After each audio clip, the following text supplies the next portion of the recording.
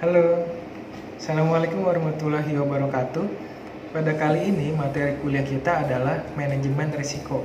Apa itu manajemen risiko? Dalam aktivitas perekonomian, manajemen risiko bisa diartikan sebagai risiko yang akan dihadapi oleh perusahaan tersebut. Definisi risiko adalah serangkaian proses identifikasi, analisa, dan pengendalian risiko secara ekonomis terhadap risiko yang senantiasa mengancam aset. Jadi segala sesuatu yang mengancam perusahaan tersebut itu dapat dimitigasi resikonya. Nah, hal yang harus dipahami adalah pengendalian resikonya. Jadi, aset-aset apa aja yang ada di dalam perusahaan tersebut dan bagaimana caranya kegiatan usaha dapat berjalan dengan baik dan diminimalisir resikonya atau dimitigasi resikonya. Untuk lebih jelasnya, yuk kita simak. Pada kali ini, kita akan masuki materi manajemen risiko dan asuransi. Apa sih manajemen risiko dan asuransi? Nah, ini adalah definisinya. Dalam aktivitas kehidupan sehari-hari, baik untuk pribadi maupun usaha bisnis, keberadaan risiko selalu dihadapi. Definisi manajemen risiko adalah serangkaian proses identifikasi, analisa, dan pengendalian risiko secara ekonomis terhadap risiko yang senantiasa mengancam aset atau kapasitas untuk memperoleh hasil kegiatan usaha. Risiko tersebut dapat diidentifikasi dulu sebelum diukur, lalu terdapat pengendaliannya. Fokus terhadap manajemen risikonya bukan hanya aset harta benda tapi meliputi juga unsur manusianya.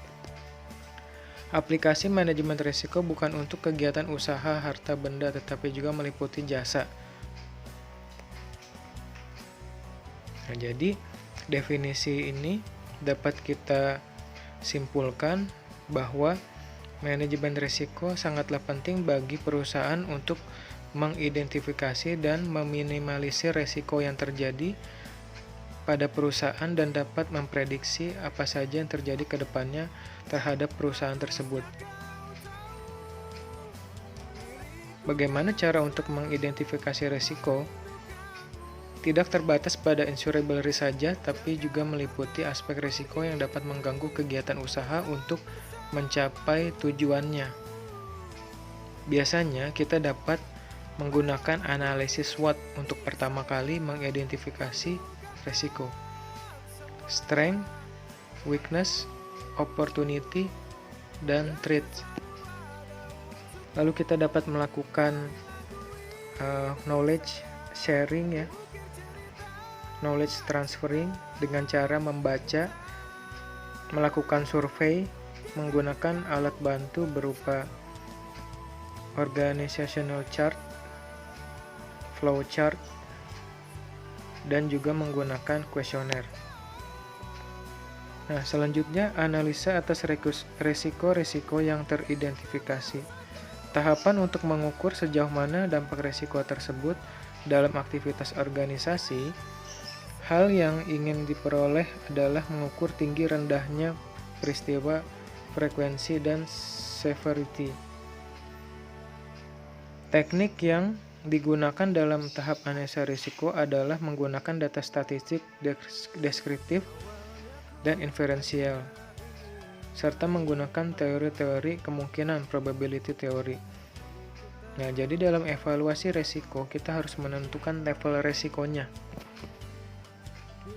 Pengendalian risiko.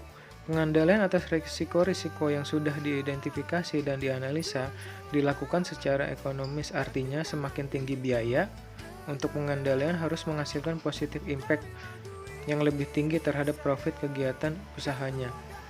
Nah, jadi dari hasil analisa tersebut diharapkan atau memiliki tujuan bahwa hasil dari identifikasinya dapat berpengaruh positif terhadap profit usaha atau produktivitas.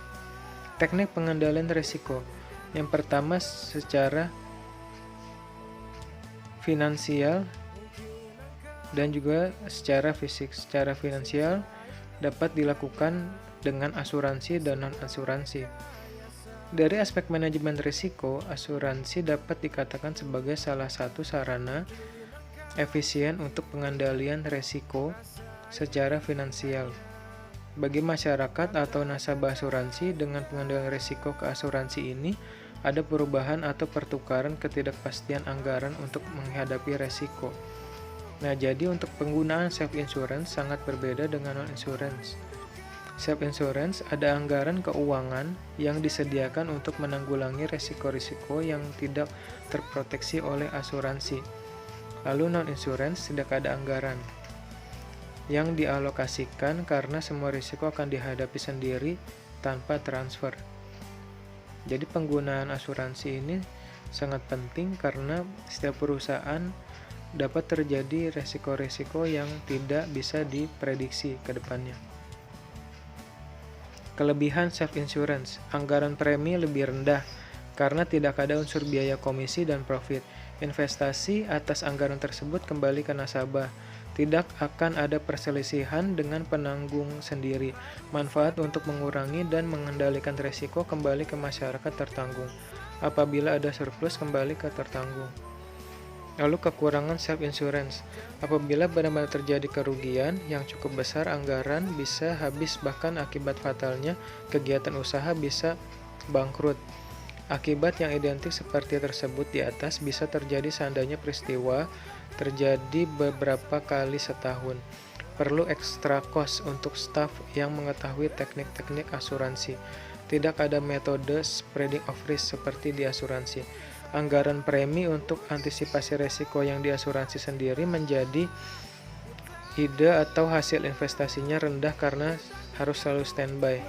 Perusahaan asuransi kaptif adalah perusahaan asuransi yang menanggung beban risiko yang ditransfer oleh perusahaan-perusahaan lain yang masih berada dalam grup sendiri baik secara nasional maupun secara internasional.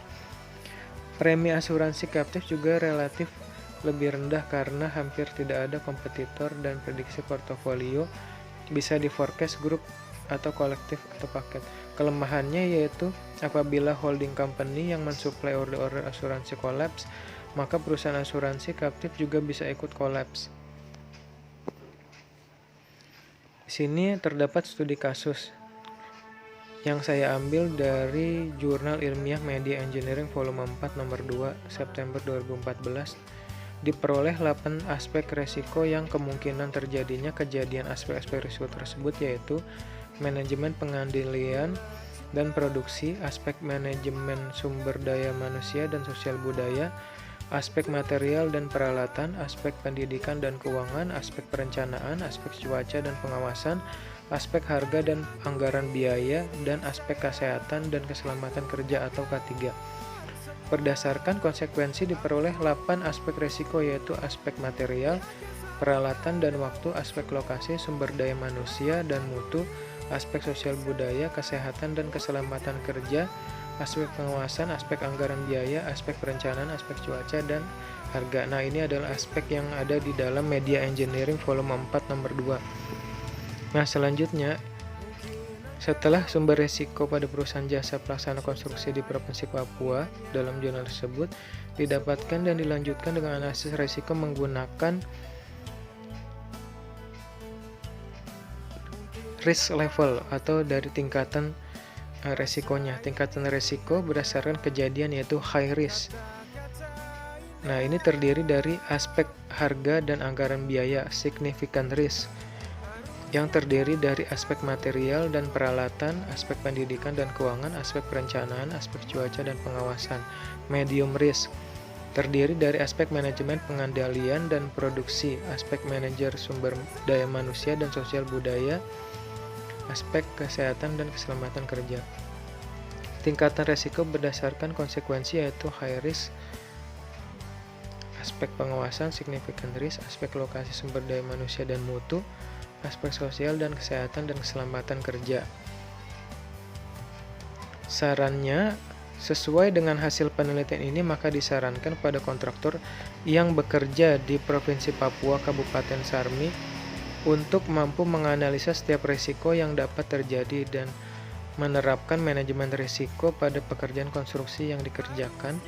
Dengan demikian dapat menghindari dari terjadinya keterlambatan pekerjaan, pembebakan biaya atau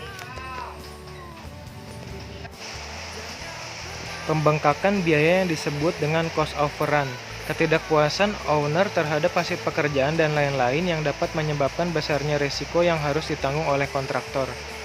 Nah, ini adalah sumbernya ya. Oke, terima kasih untuk pelajaran hari ini. Kalian bisa pelajari kembali dan mencari resource yang berkaitan dengan manajemen risiko dan juga asuransi. Karena pelajaran ini sangat penting untuk mengetahui jika kita ingin bekerja di dalam perusahaan dan juga jika kita ingin membuka perusahaan. Oke, terima kasih. Thanks for watching. Assalamualaikum warahmatullahi wabarakatuh.